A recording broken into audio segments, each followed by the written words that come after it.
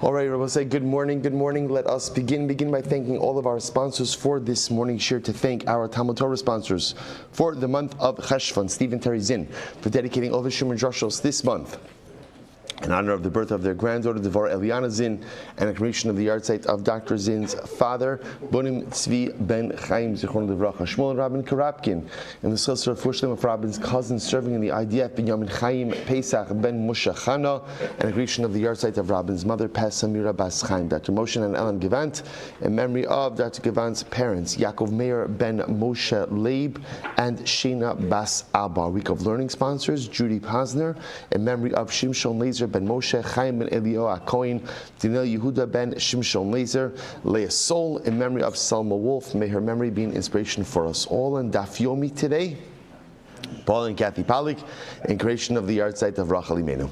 Incredible. So we should open in the merit of our Talmud Torah, all of the Neshamos and Aliyah, the families in Nechama, all of those who require a refuah shalema, should have one together with Kol Cholei Yisrael. HaKadosh Baruch Hu should bring our hostages home, B'Shalom and B'Karov, and our holy soldiers should be successful b'chol ma'aseh yedehem. But with that, let us begin. So we have a lot to do today, and I apologize in advance. We have to stop a few minutes earlier than usual today. But Amir Hashem, short daf, we'll get through everything. So we are picking up on today's daf is Kuf Mem 140. We are picking up on Kuf Lamed Tes Mabez 139b, and we are picking up. Last line. So I'll say, remember again, the Mishnah introduced us to this idea that father dies, Father Yaakov dies and leaves behind sons and daughters. So again, the division is as follows. Sons inherit, daughters receive support. Now obviously, again, if there are no sons, then daughters will inherit. But the interesting idea that the Mishnah introduced us to is what happens if there's not enough in the estate for both inheritance and support. What happens then? The Mishnah said, support trumps inheritance. So in that case, daughters will go ahead and receive support from the estate, and sons, again, the lashon of the Mishnah was, yachsiru ala psachim. Let them go collect, let them go door to door, and essentially they'll go and they'll figure it out. So the Gemara says, so interestingly enough, so essentially the way the Mishnah termed this was, there's two different types of estates. There's what we call Nechasim Merubim and Nechasim Mu'atin. Nechasim Merubim, the definition is, again, that there's, at least right now the way we're defining it is, there's enough in the estate to support the girls until they reach the age of Bagrus, 12 and a half years old, or marriage. So if there's enough in the estate for that, then again, part of it will go for support, and then the other part will go for the inheritance of the sons. Less than that amount is called Nechasim Mu'atin. Small estate. What happens with Nechasim Mu'atin? Daughters are supported, and sons, again, are left to fend for themselves. So the Gemara said, last line, so now, let me get this straight. So if the estate is what we call Nechasim Mu'atin, so therefore again, there's not enough to provide support up for both of them until Bagrus, top of Kuf Mem, Shakli Lehu Banos Lekulu, so the daughters get everything. In other words, the Gemara is just intrigued by this idea that support for the daughters would effectively usurp any type of inheritance rights, right? Remember again, support for the daughters is a rabbinic concept. This is one of the Tanai Ksuva. Going ahead and inheritance is a biblical concept. So it is intriguing to see that support for the daughters would go ahead and usurp anything else. Ella Amarav, Rav says no. Motziin lahem mizonos labanos adshi bagru bashar labanim. Rav is like this. In the case of Nechasim Mu'atin, what we would do is like this. We would essentially identify what is the amount of money, right? What is the amount of money necessary to support the daughters up until Bagrus? Let's identify that amount. Let's pull that out of the estate. Let's pull that out, and now again, so that'll be the amount that goes for the daughters, and ultimately, again, the rest will be inheritance. Now again, that presupposes that there's a rest, right? That presupposes that there's money left over, but that's how we would calculate this out. So the Gemara says, fine. So we'll say, so therefore, that's the end of the first sugya. So what we are left with is two different types of estate, Nechasim Merubin, Nechasim Mu'atin.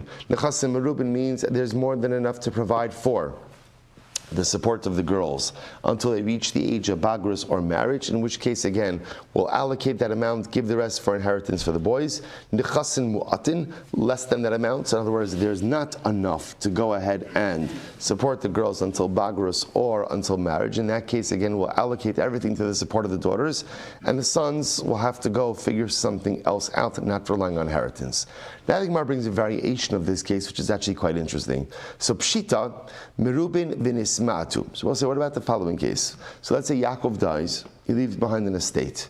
So the estate was worth a certain amount, and then Nismatu, the value of the estate diminishes. Now the Rashbam points out over here, if you look at the Rashbam, it's almost right across, if you go right. So Pshita Merubin Vinismatu, B'shas Misa, Hayu Merubin, V'achshav Hokiru Mizonos, Onis kalkalu hanichasim v'chasru va'in bahen kidei mazon elu li'elu ad shia bagru.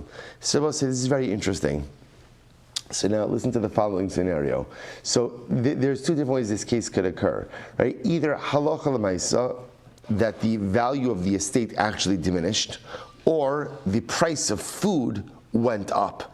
Either way, the value of the estate is not the same that it was before. So in other words, when Yaakov died, the value of the estate was X, and then it depreciates, X minus Y, for whatever the reason. Assets depreciate, or cost of food goes up. So what's halacha in this case?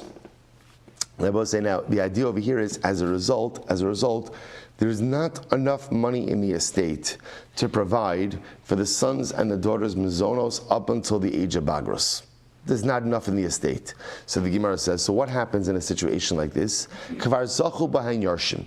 So the halacha is that we lock in, essentially, what we're going to see over here is, entitlements are determined at the time of death, which is when the estate distribution essentially is determined. So when Yaakov dies, what we look at is, we look at the value of the estate at that moment. So that determines, is this nechasim merubin, in which case again there's support and inheritance, or is this nechasim mu'atim, in which case there's just support and no inheritance. But all of that is locked in at the time of death. So that's what it means when it says kvar zachu ban yarshim. So in other words, if the estate had the value at the time of Yaakov's death, that there was enough for support of the girls and inheritance for the boys, that's locked in. And even if the estate subsequently diminishes in value, we just carry those proportions down with us as well. The Rashbam says over here is kvar zachu ban yarshim. Rashbam actually now right across.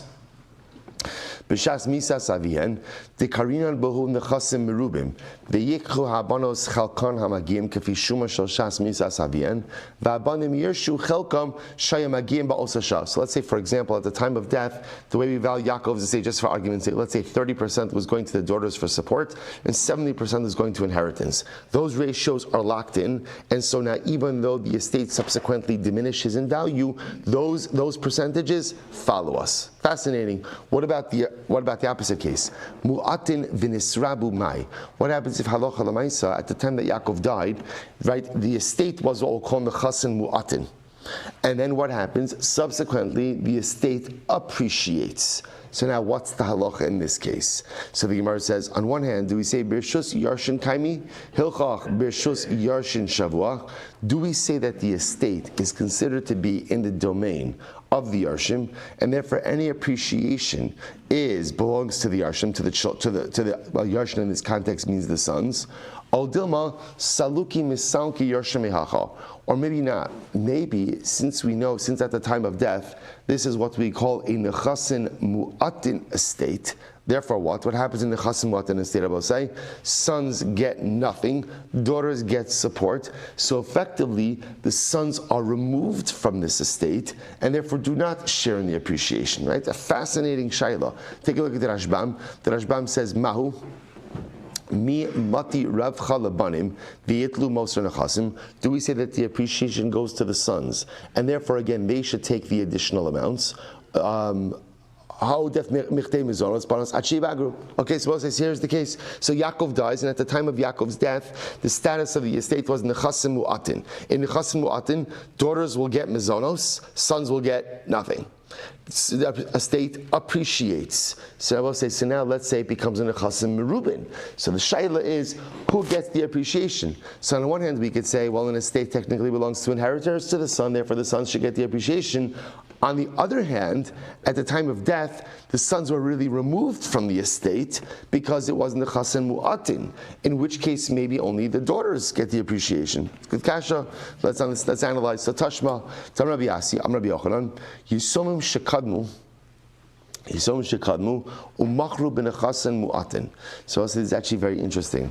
So let's say again a typical case in nechasen mu'atin. Yaakov dies.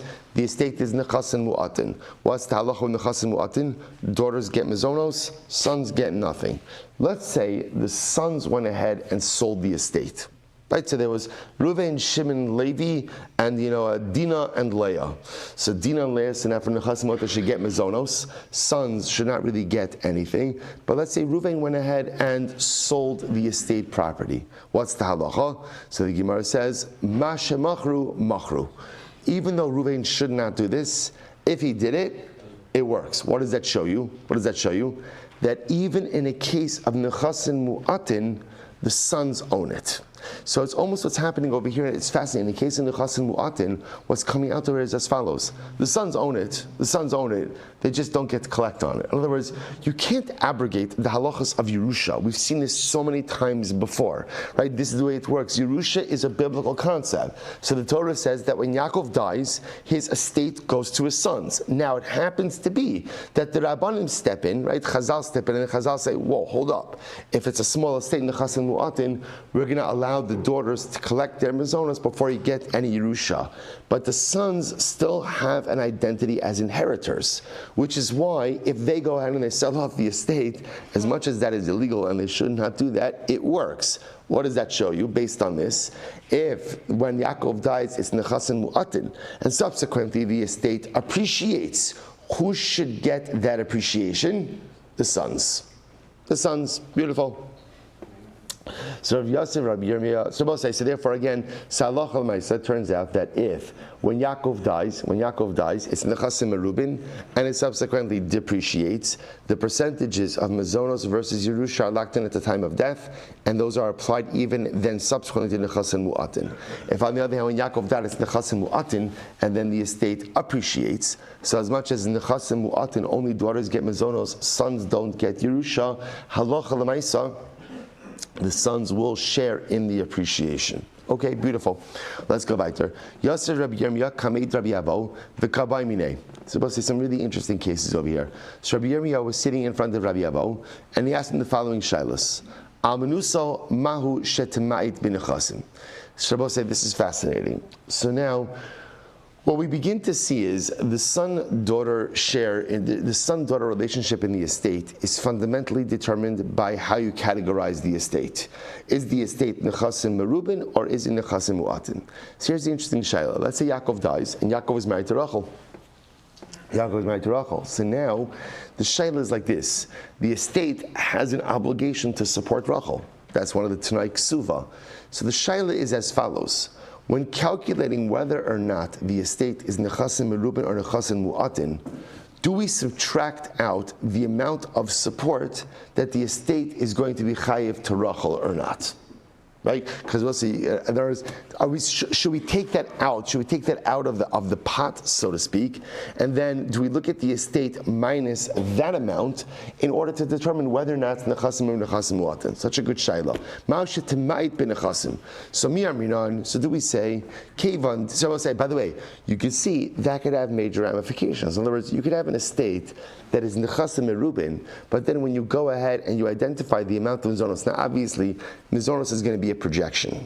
It's going to be a projection because you don't know what's going to happen. Is Rachel going to remarry? Is Rachel going to die? So there. But again, let's assume that we could create a certain projection. So the shayla is like this: do we take that off the top in determining whether or not this is nechasim or nechasim mu'atin? So again, one more time. So do we go ahead and look at the amount of mazonos that an almana would take and subtract that off the top of the estate? So do we say that since the almana is entitled to mazonos, that ultimately again should diminish the value of the estate? And therefore, again, perhaps nechasim merubin becomes nechasim muatin. O dilma kevan deilumin saba lesle hashta lesla hashtanami lesla. Or on the other hand, no, you can't bring mizonos of the almana into this equation. Why not? Because as we just said before, why not?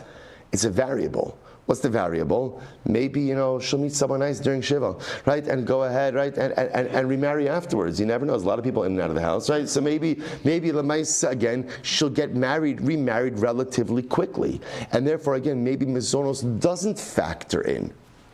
The Gemara is last night.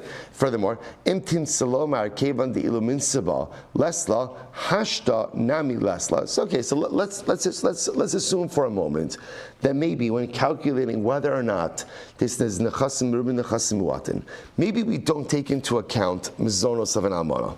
Right? Maybe we don't take into account. Why? Because it's possible that that's not really going to cost the estate all that much in the event that she gets remarried relatively quickly. What about the following case? What about bas ishto mahu shetemait benechasim? What about the case of, I'll say, Bas Ishto? Now remember again, Reuven marries Rachel. So one of the Tanai Ksuva is that, or I should say differently, we shouldn't frame it as Tanai Ksuva. The way the Rashbam identifies this case, if you look at the Rashbam, it's about 10 lines up from the bottom. Bas Ishto, Misha Kibel Alav B'Shas Nisuin, Lozum Bas Ishto Mi'ish Acher, Chomish Shanim, Umeis, Muta Al Yashin Lazona. So here's the case. Reuven marries Rachel. Rachel had a daughter from a previous marriage. So they get married, and what happens? Reuven agrees to support Rachel's daughter for 5 years.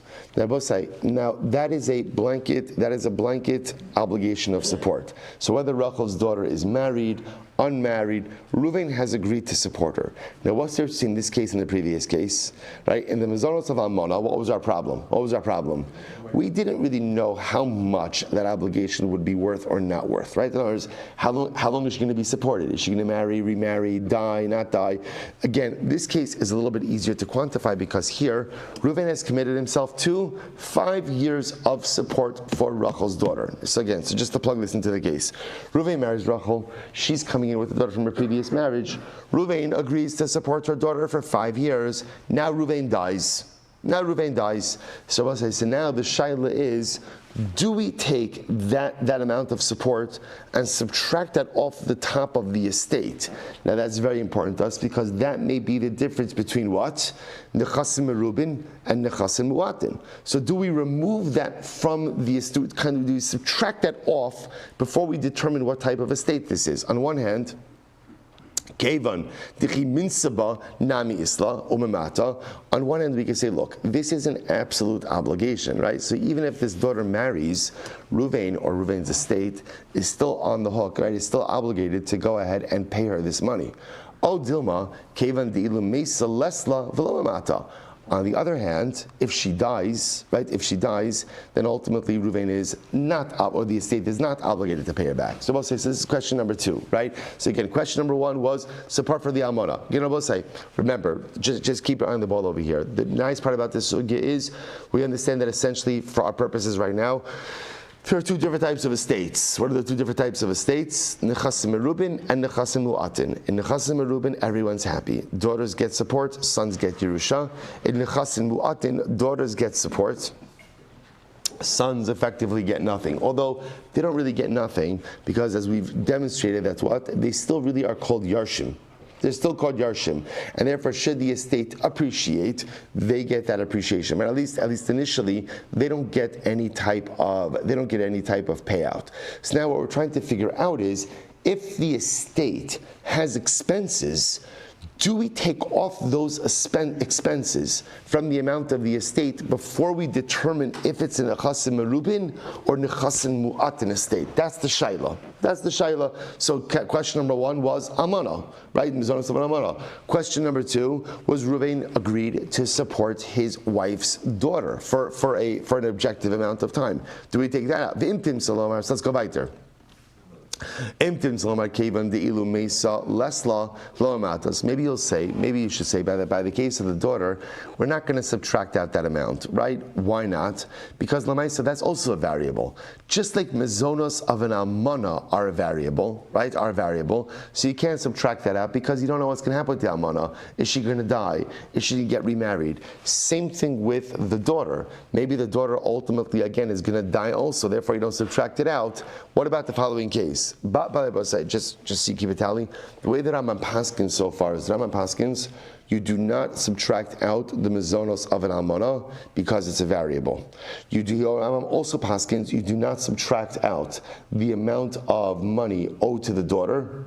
I should say the daughter from the first marriage, right? Once again, because it's a variable. These are non-fixed costs. So the Rambam so far holds that in any variable costs, you do not subtract that out of the value of the estate when determining if it's nechasim rubin or nechasim muatin, which now leads us to the next shayla. Watch this. Balchov ma'u shemai ben nechasim. Oh, okay. So this is interesting, right? Ruvain borrowed $100,000 from Shimon. Okay, now Ruvain dies. So what's the halacha? What's the halacha when you die? When you die, you still owe money. It's incredible, right? Even when you die, you still owe money. So your estate has an obligation to pay back your debts. Right? Now both say, now remember, halacha l'maisa, this is a fixed amount. This is a fixed amount that is payable by the estate. So Balchov ma'ushimai ben chasim. So both say, so should we subtract out that amount of the debt from the estate before determining if this is nechasim or nechasim muatin? On the one hand, mi amrinon keven dechi mayis nami islay mamayit. So we'll say, since at the end of the day, whether Ruvain's alive or Ruvain's dead, he owes the money. On the other hand, no. On the other hand, since the debt has not been collected, so maybe it doesn't factor in. In other words, we'll say, so this now drills down to the core of the issue, which is when determining the value of the estate, nechasim merubin versus nechasim muatin. So do we say at the end of the day, we look at the value of the estate as it is right now, or do we look at the value of the estate and also look at any outstanding obligations?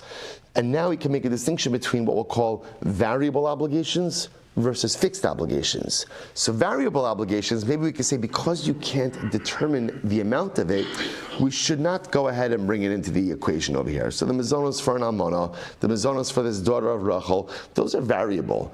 But a balchol is not variable. Balchov is not variable. We know that Reuven owes Shimon $100,000, right? And that obligation devolves upon the estate as well. So should we take that off the top, or maybe not? Maybe since Shimon is not coming to collect it yet, so therefore we don't take it into account. Okay. Vika. So we'll say, so these are our kashas. So essentially there are three cases. Mezonos of an almana, mezonos of the daughter from a previous marriage, and balchov, and a debt. So the Gemara just points out over here, V'ika debayle le'idach gisa. So others just had an alternate reading of this. They just asked the question in the opposite order. Balchov ma'ushimai ben chasim. So we'll say again, it's the same questions, just a different order. In our version, it was almana, wife's daughter from previous marriage, and Balchov. In this alternate version, it's Balchov ma'ushimai ben chasim amud beis, bas ishto ma'ushitamai ben chasim, almanaso ma'ushitamai ben chasim. Okay, so in the alternate, in the second version, it was Balchov, daughter, and almana, just the opposite. So the Gemara says, listen to this. Good. Good. Both say 140b, second line. Almanusa ubas eza mehen kodemes. So both say, so now, just as an aside, so first of all, the way we paskin is that halacha l'maisa, both say, essentially, the way the Rambam paskins is, none of these things diminish the value of the estate. In other words, when determining whether or not an estate is nechasim merubin or nechasim muatin, we just look at the value of the estate independent of any obligations against the estate. That's it. That's it. Which is interesting. Which is interesting because, again, I don't know. I would have thought that the distinction between variable expenses versus fixed expenses would have been applied, but that's not how the Rambam paskins. Okay. Now the Gemara said an interesting kasha. Amanoso ubas eza mehen kodemes. So now listen to this case. Let's say Alochal Ma'aser Reuven dies. Right? Reuven dies, and Reuven leaves behind a widow, Rachel, right, and a daughter, Dinah. So we'll say, so now the shaila is, and let's say now that Rashbam points out over here, look at the Rashbam second line down from the top. Amanasa ubas ve'in kan ela mazon achas mehen u'shtein tovos mazonos b'tnai ksuva hilchach kevin ta'avai b'tekanta d'rabanan achli eza tikdom. It's an interesting shaila over here. So Reuven dies, leaves behind the widow and leaves behind the daughter. Both of them are entitled to mazonos rabbinically. Right? It's the Tnai Ksuva. What was that fast, right? So again, Rachel's Ksuva provides that she is entitled to her mazonos and her daughter is entitled to mazonos. But let's say the estate only has enough to provide one of them for mazonos. Who gets it? So Reuven's widow, Ubas, and his daughter, Eza Mehen Kodemes. Who gets precedence for mazonos? Amrlei. So we'll say, so remember again, all of this, by the way, all of this was Rabbi Yirmiyah sitting before Rabbi Avo. Right? He's asking this question. So again, all of this is coming up. So what happens? So Rabbi Yirmiyah, Rabbi Avo says, Amar Zila Inna V'Salamachar. So come back tomorrow. Which I will say, by the way, there's so much beautiful and profound Musar in Gemara all the time. Which is, why does Gemara have to tell me this? So just skip this part. Save us 3 seconds in Daf Yomi, right? Skip this part and go ahead and just move on to the story. So I'll say, Elamai, what do you see for me? What's the Musar Haskell? The Musar Haskell is, it's good to take your time before answering questions. Right? Sometimes we feel that when asked something, whatever it might be, whether it's advice in life for someone, a question, dealing with a life issue, that we have to have an instant answer. There is nothing wrong with taking your time to answer a question. Give something some thought, especially again if it's something that you've never dealt with before. So it's beautiful. So Rabbi says, Rabbi Yirmiyah, come back tomorrow. Let me think on this a little bit. Sometimes the most incredible thing in the world is to pause before you speak, contemplate the answer you're going to give, gather your thoughts, and then come back with something well-informed. Incredible. So Kiyasa, Rabbi Avo came back. Rabbi Yirmiyah came back. Kiyasa Amalei Pashat Miyachada. So first, let's remember again. We'll say Rabbi Yirmiyah asked all of these kashas, right? So essentially, remember again, there are 4 kashas over here. Kasha number 1: do we go ahead and take out the value of the Amanas Mazonos? Question number 2: do we take out the value of the daughter from the previous marriage Mazonos? Question number 3: do we take out the Balchov, right? The debt. Question number 4: if there's only enough Mazonos in the estate, right? Who gets it? The daughter or the widow? Okay, so Rabbi Avo says, come back tomorrow. Rabbi Yirmiyah comes back and he says, so Rabbi Avo says, listen to this.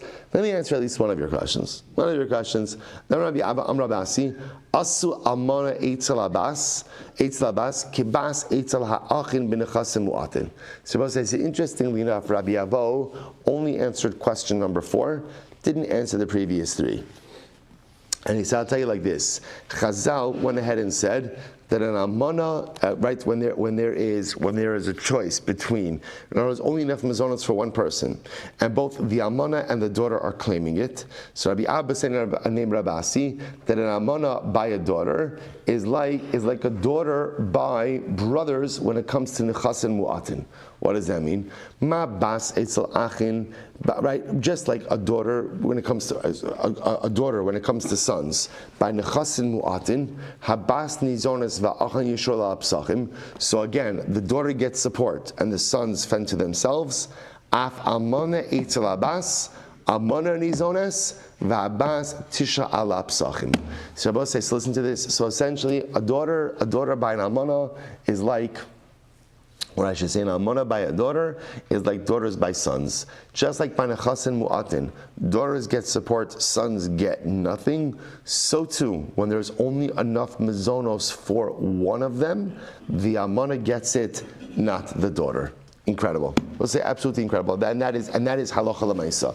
So for us, the halacha l'maisa that comes out is as follows. Two pieces of halacha l'maisa. Number one, when calculating whether or not an estate is nechasim meruba, nechasim mu'atin, we do not take into account other costs. Right? We just look at the value of the estate at the time of death, and that is it. If it's nechasim mu'atin and it appreciates, the sons get that appreciation. If it's nechasim merubin and it depreciates, the percentages established at the time of death, percentages of Yerusha versus Mazonos, are applied even to the depreciated estate. No, we do not remove any costs from the top of the estate when determining nechasim merubin, nechasim mu'atin. If halacha l'maisa there's only enough Mazonos for an almana or a daughter, we give it to the almana. Incredible. Incredible. But that's part of the Mishnah. So the Admon said, "B'shel shani zachar hifsadati." So it says again, we had this interesting exchange at the end of the Mishnah. So Admon apparently was a little bit perturbed, and Admon said, "I don't understand. Because I'm a man, I get nothing."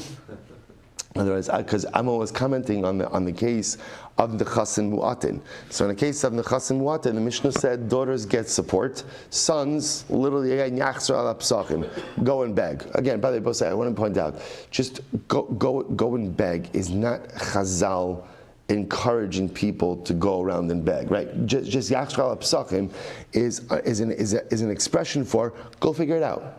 Go figure it out. Get a job. Do whatever you have to do. But the idea is you're not getting money from the estate. That's the idea. So Admon apparently was very offended by this. He was offended. So the Gemara says, "My Ka'amar, what exactly is Admon saying? Because I'm a man, I shouldn't go ahead and get any support?"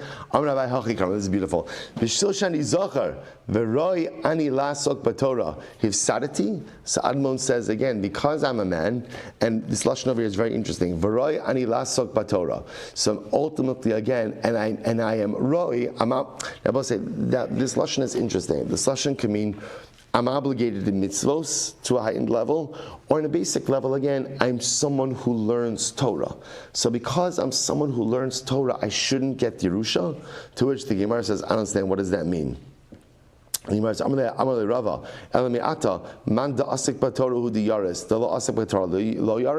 now remember, that's strange. Because what does that mean? Only someone who learns Torah gets Yerusha, but someone who doesn't learn doesn't get Yerusha? The Gemara says, this is what I'm meant to say. Bishvil shani zochar, v'roi ani liyarish b'nechasim merubin, hifsadati b'nechasim muatin. No, Admon was just making a simple statement. Admon essentially was saying, Abosai, again, the age-old adage, Zelo fair, right? Zelo fair. What are you talking about over here? In other words, what I'm just saying is, this seems so arbitrary. This seems so arbitrary. In other words, when there's nechasim merubin, I'm the sole inheritor, and when there's nechasim mu'atin, I get nothing. We'll say, if you think about it, it is an extreme swing, right? In other words, and there's no middle ground, right? It's not like nechasim merubin, nechasim mu'atin, and nechasim beinonim, right? You're either one or the other. So it just is. I was just pointing out just the extremeness of this law of Yerusha, that in one case, nechasim merubin, sons get everything, daughters, nothing is the wrong word because they get support, but yet in the other case, sons who normally get everything now get nothing. So Admon was just decrying that. Admon was just saying, it doesn't seem to make sense. Again, now again I will say, what do we tell Admon? What do we tell Admon? There are a lot of things in life that don't make sense, right? Live with it. Live with it. That's just the way that it is. So let's say. So again, it's just an interesting exchange over here. So what's fascinating about this, I will say, is that the meaning of the Gemara is that somehow this is about Torah. This is about Torah. And Admon saying that because I learned Torah, why should I lose out? To which the Gemara says, interestingly enough, it's going to sound strange, Torah's got nothing to do with it. This is not about learning Torah, not learning Torah. This is about the way that Chazal set up the laws of Yerusha. But I also understand that it makes sense. Remember, so you're talking about a different societal setup, right? Where again, for example, an Almana, her financial safety net was this ksuva, so she has to be supported. For daughters, especially young ones, this was their financial safety net. So the Gemara relied on the fact that a man would have more financial opportunities in Talmudic era than a woman would. So therefore, again, it makes sense to tell the sons, go out and figure it out, and give the daughters the financial safety net of the estate. Admo says it's not fair. What about equality in Mishnaic times? To which the Gemara says, figure it out. Figure it out. Get a job. All right, fascinating. We'll say Mishnah. Hiniach banim ubanos v'tumtum. So we'll say now we get back. So this is fascinating. It's been a little while since we've had a tumtum. So the Gemara says as follows. So now what happens? Yaakov died, and he left behind sons and daughters and a tumtum. So remember, I will say, tumtum is someone whose gender is unknown. The sexual organs are covered up by a membrane, and therefore, again, unlike androgynous, that has both male and female reproductive organs. So remember, again, the tumtum, we just don't know the gender. So now, hiniach bahem banim ubanos v'tumtum. So Yaakov dies, and leaves behind again sons, daughters, and a tumtum. So Bizman Shanachasim Merubin has Charm Dochin also Eitzon Keva. So let's say here, watch this. So now, what we've established in the previous Mishnah, is that Nechasim Merubin, Nechasim Mu'atin. Fine. So now we'll say, so now we know. So we'll say, so now let's say for a moment over here, so now Yaakov dies, so now we have all the kids, right? So the sons know what they get, the daughters know what they get. Now comes Tumtum. Tumtum wants to inherit along with her siblings, right? Her siblings. So what happens? So he comes to the sons. He says, "Hey, I'm one of the guys." So what do the sons say? No. You go inherit with the daughters, right? So he goes. So Bizman Shadachasim Merubin has Chaim Dochen also. It's on the Kevos. So when there's the Chasim Merubin, in the Chasim Merubin, remember again, it's the sons who inherit. So the sons will say to the Tumtum, "The truth is, you're not one of the sons. You go inherit along with the daughters." Okay. In the case of the now, what's interesting, and what the Gemara is going to try to clear in that case is, so what does that mean? When they push him to the, so now the sons say, no, you're not one of us, you're one of the daughters. So does that mean now he is entitled to mezonos like the daughters? So that the Mishnah doesn't say. We'll have to see. Nechasim muatin. What happens if it's the case in the Rabbi say? What happens in the case of nechasim muatin? Now, what happens in the nechasim muatin estate? What happens there?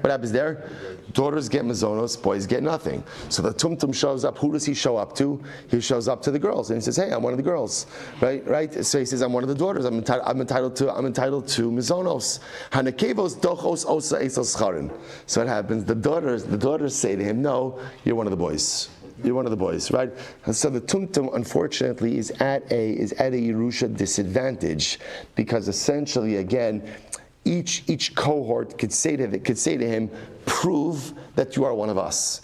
And if you can't prove that you're one of us, then by definition, you're part of the other cohort. So Nechasim Merubin, he wants to be one of the sons. The sons say, "No, prove that you're a son. You're not a son, so therefore go to the daughters." Nechasim Mu'atin, he wants to be one of the daughters. The daughters say, "No, prove that you're one of us. Go to the Scharim." Ha'omer. So that's case one of the Mishnah. Again, so we're going to come back to Tumtum. Rabbi say, just so you understand, the overarching discussion by Tumtum is, what is a Tumtum? Is it, right, three possibilities with a Tumtum? Right? Whoever thought? Right? Three possibilities. What are the possibilities? Right? Boy, girl. Right? Right. Don't say non-binary. Whatever you do, don't say non-binary. Right? Don't say it. Right? Rather, we'll say what it means is, but in all seriousness, what it could mean is, maybe they're just a different category. Maybe there is a third category called tumtum. Right, tumtum, which is right. Yeah, I guess there is. Right, I guess we really did have everything first. Right, so it's like, so nice. So I just want to point that out. That's what exists over here. Right? Is it male, female, or we're going to see beria bifnei atzma, just their own thing. Keep that in mind. Come to the Gemara. That's case one. Case two. Haomer im teled ishti zachar yital mana. Let's say again. Reuven's married to Rachel. Rachel's pregnant. So Reuven says, if my wife gives birth to a boy, I want to give him a monah. So he's essentially giving him something while the child, he's being makneh him a right while the child is in utero. So what's the halacha? Yol de zachar yital monah. So it works. Again, if Rachel gives birth to a boy, then ultimately again, the boy gets a monah. Nekeva masayim, yolda nekeva on tasal sayim. So again, if Reuven says, if my wife gives birth to a girl, I want to give her 200 zuz. So, and Rachel gives birth to a girl, she'll get 200 zuz. Im zachar mana in nekeva masayim, v'yalda zachar nekeva, zachar notel mana, nekeva notelas masayim. So again, same thing I will say. So Rachel's pregnant. He says, if Rachel gives birth to a girl, a boy, I'm going to give him a mana, and if it's a girl, 200 mana. So okay, so then that works. That works. So I will say. So now, by the way, there's no chiddush. There's no chiddush in these cases. Although interestingly enough, we'll talk about this idea that this seems to be like a davar shalom al olam. We'll talk about that, but Lamaisa, that's not why the Gemara is bringing this up, or Mishnah is bringing this up. The reason the Mishnah is bringing it up is, what about Yolda Tumtum? So now let's say the following case. Reuven goes ahead and says, if my wife gives birth to a boy, I'm giving the boy a mana, right? And if it's a girl, 200 zuz. And now what happens? Rachel gives birth to a tumtum. So what happens in this case over here? So the Gemara says, Yolda tumtum eino notel. So the tumtum doesn't take anything, right? Has no entitlement to anything. Which again, once again, because the tumtum, right? In order for the tumtum to take something, the tumtum has to be able to prove gender. So in this case over here, the tumtum can't prove gender. Im amar kama shetelid ishti yital hareze yital. Now we'll say now, if Reuven said, whatever my wife gives birth to, right? Now in his mind, he meant boy or a girl will take all of my property. So in this case over here, I will say, and their only child is a tumtum, so the tumtum takes everything, because whatever it is, whether the tumtum is a boy or a girl, or maybe even its own category, either way, this is the only offspring of Ruvain, and therefore again it takes everything. Yitovim ein sham yorish alahu. How is it? Yitovim ein sham yorish alahu yorish esakol. And in general, again, the Mishnah says, if halacha l'maisa, when Ruvain dies, the only inheritor he leaves behind is a tumtum. Tumtum takes everything. Tumtum takes everything. Okay, Shabbos says, so now, interestingly enough, let's go back for just a moment.